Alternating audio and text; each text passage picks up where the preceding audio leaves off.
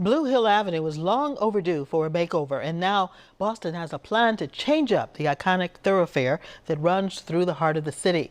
Transportation officials want to install bus lanes in the center of the roadway, along with protected bike lanes from Grove Hall all the way through to Mattapan Square. But not everyone in the community is on board, some questioning if the plan is part of a way to push longtime residents of color out of the area. Joining me now is Fatima Ali Salam. She's chair of Greater Mattapan Neighborhood Council, Jared Johnson, Executive Director of Transit Matters, and Shavella Lee Pacheco, co-founder and principal consultant of Consult Lila. So Shavella, let's start with you. Your firm is assisting in spreading the word and engaging the community in the redesign of Mattapan Square and Blue Hill Avenue. First, talk about the layout and the main features of the proposed project.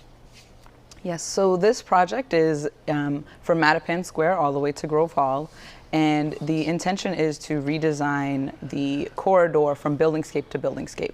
So all the way from the sidewalks, the proposed bike lanes, potential greenery, bus lanes, and parking, all the way to the sidewalks, the following sidewalks. Mm-hmm. It's a big project. Fatima, you walk along Blue Hill Avenue frequently. Tell us about what it's like traveling in that area now, and what are some of the issues? So as a pedestrian, it is very challenging to safely walk on the sidewalks. The sidewalks on Blue Hill Avenue have not been maintained for the last 70 years. 70 years, that long? 70 years, both the sidewalks and the street. There have been no changes on Blue Hill Avenue for that long, yes. So Jared, the redesign is going to be partially funded with $15 million in federal funding that Congressperson Ayanna Pressley helped secure.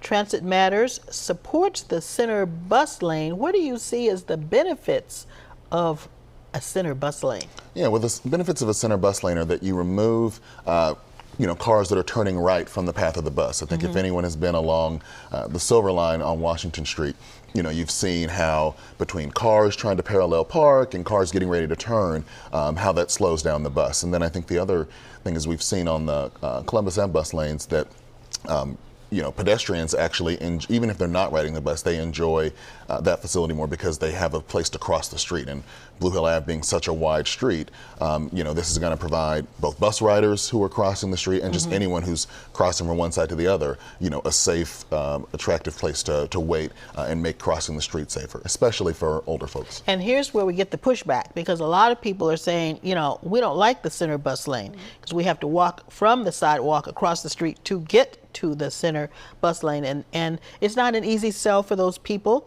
Won't a dedicated lane just create more traffic, more congestion? Which one of you wants to take that? I just will say that we've been doing pop-ups in Mattapan Square specifically throughout the summer, and we've spoken to quite a few people who are actually in favor of this, and they're typically people who do catch the bus.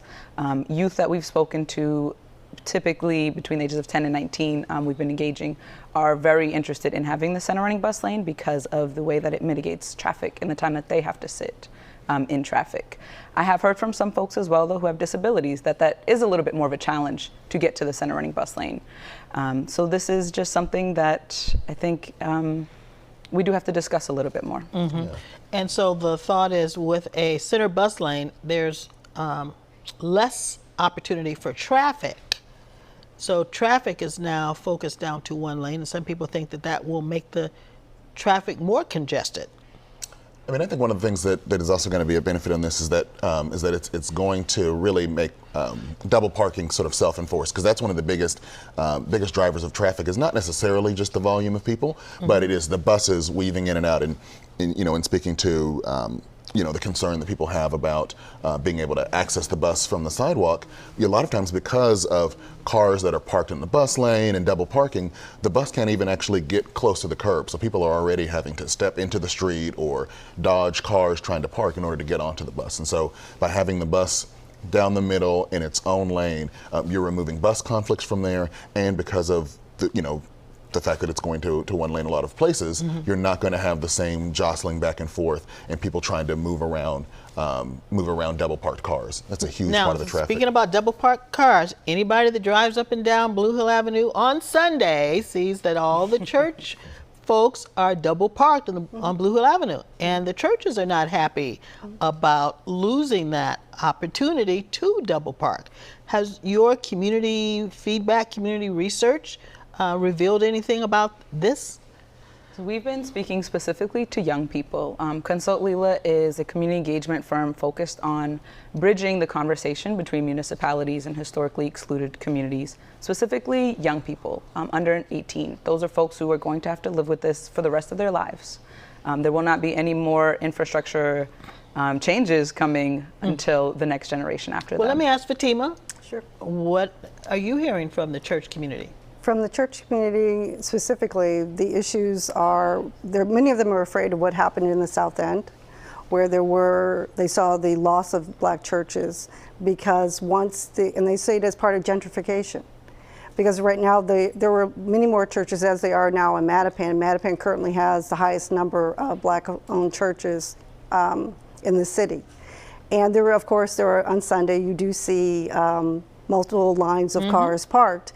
But even that, with the center running bus lane, there is no reason that also the needs of those who attend the churches can be met, and they should be met. Because the point of this project is not to displace people from attending their places of worship, from going and being a consumer inside of the many shops that are along Blue Hill Avenue. Within Mattapan Square alone, we consider that the beginning to Grove Hall.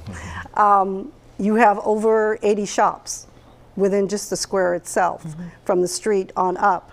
But all those businesses, their needs also have to be addressed. So what is the plan for the church-going people? Right now, the city is working with and having open discussions with the leaders of the churches, all of the different faiths, from Mattapan Square actually all the way up through Grove Hall and beyond. In order to address it. They themselves will have to. And you brought up the word gentrification. Yes. So many people perceived road improvement going through a neighborhood as one of the first steps to gentrifying a neighborhood. Right. Would you like to address that?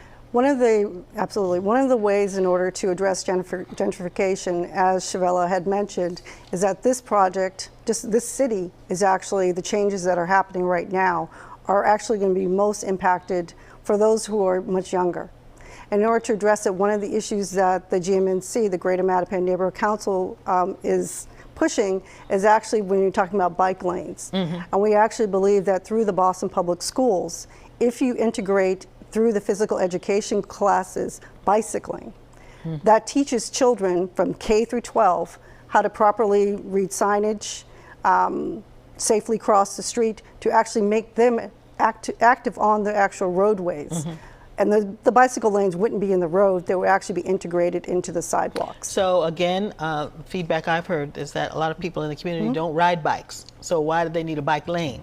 Well, I think part of the reason why they don't ride bikes is because riding down Blue Hill Ave right now is, taking your life in your hands. Blue Hill Ave is one of the most dangerous streets definitely in the Boston region, both for pedestrians, for people on bikes, and for drivers. And so this is going to make that experience better. And so, one of the things that we have to talk about is, when we talk about, health in Black and brown communities, when we talk about, access to recreation, when we talk about, connecting people to jobs, the bike lanes, can be a huge part of that. And I think when we talk about gentrification, I think people often think that the street changes, are the things that lead gentrification, but, a lot of the research is that really what happens is that, wealthier, whiter people move into a neighborhood and then they ask for these changes and they happen. And so I think this project is really important because this project is putting that infrastructure in place because the Black and brown folks in that community, the bus riders, have asked for that. The folks who want to cycle safely have asked for that. And so I think that's part of how we combat the narrative of this being gentrification, is that we're doing these projects not because wealthier, whiter people have moved in and have started asking for their slice of the pie. Okay, Jared, I'm gonna stick with you. I'll come to you in just a moment. It's a project based on equity. One estimate from 2017 found that Black Bostonians, who make up the majority of Mattapan's population, spend on average 64 more hours in commuting times Yep. each year than do white Bostonians. The city says these new bus lanes are going to improve commuter times. What will that look like?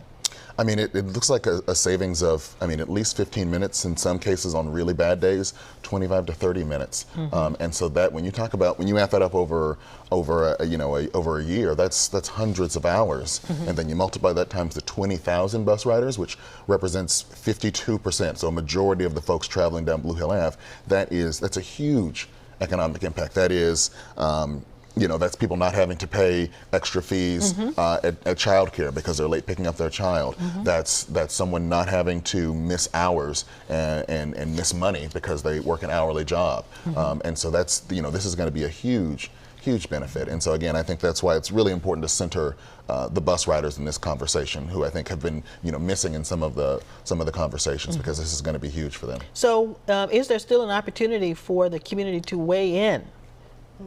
And how can they do so?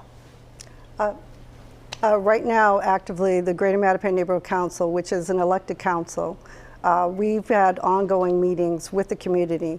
In fact, this coming Monday, at our regular monthly meeting, we're going block by block on Blue Hill Avenue. So this time we're going from Morton Street all the way up to Grove Hall. And what that allows is that we have breakout sessions, and those residents who live there get to weigh in and say, what are the current issues that they deal with? What are the things that they think that would happen if with a center running bus lane or other things? Because you are talking about sidewalks, streetscape from one side to the other. You also have to remember, we don't live in New York City or in Washington, D.C. We're not a grid. So our sidewalks and streets are not standardized. And all that has to be taken into consideration, because Blue Hill Avenue, it gets larger and smaller at different points, significantly so. Shavella, last word from you. How can people get involved? This is my last word. Yeah, as we close out the segment. Okay. Well, the public process is happening now until the middle of 2023. So that is where folks can get involved. I would highly recommend for people to go to boston.gov, the Transportation Department website. I would like to add, though, I think it's really important when we talk about gentrification that, even we've had this, Consult Legal has had this conversation with the planners that we cannot belittle the community's memory, right? And what has happened with the highway. If the disinvestment of urban centers in the 50s, 60s, and 70s was deemed white flight, then this injection of federal funding into our communities is a return. And we have to be honest about that and respect the community. And, it's a both and situation, because we need safer streets. Children need to be able to cross the street without getting hit. Seniors need to be able to cross the street. Women with carriages need to be able to get across the street. And it is very challenging to do so on Blue Hill Ave right now. Okay, so Shavella, I'm glad you made that point, that there is an institutional memory of what's happened before that needs to be addressed. Shavella, Fatima, and Jared, thank you for being here, and we'll invite you back for an update as the progress continues. Sounds great. Thanks. All right. Thank you. Sounds great. And thanks for watching, everyone. Be sure to follow us on Facebook, Instagram, and Twitter at CityLine5, and you can follow me on Twitter at Karen Holmes Award. Have a great afternoon.